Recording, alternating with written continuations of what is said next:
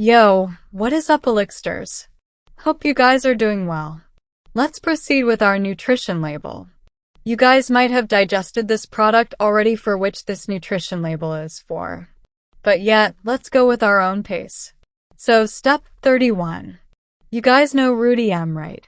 All we gotta do is create a small text class selector and set the font size to 0.85 root.em, which is somewhat close to 13.6 pixels.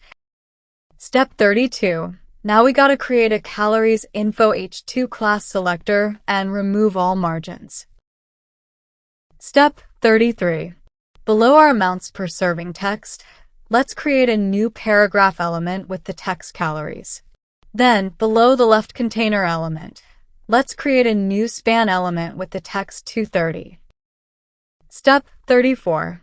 Now it's time to create a new calories info class selector and give it a display set to flex. Then give it a justify content property set to space between and align items set to flex end. Now you see items and its values in the same line and got space in between. Step 35. Let's create a new left container paragraph class selector setting the top and bottom margin to -5 pixels and the left and right margin to -2 pixels. Also set the font size to 2em and font weight to 700. Step 36. Let's create a calories info span class selector and set its font size to 2.4em and font weight to 700. Step 37. Okay, they say typography is more about the art than the science. So we have keep correcting it until it looks aligned. 230 definitely looks bigger than calories.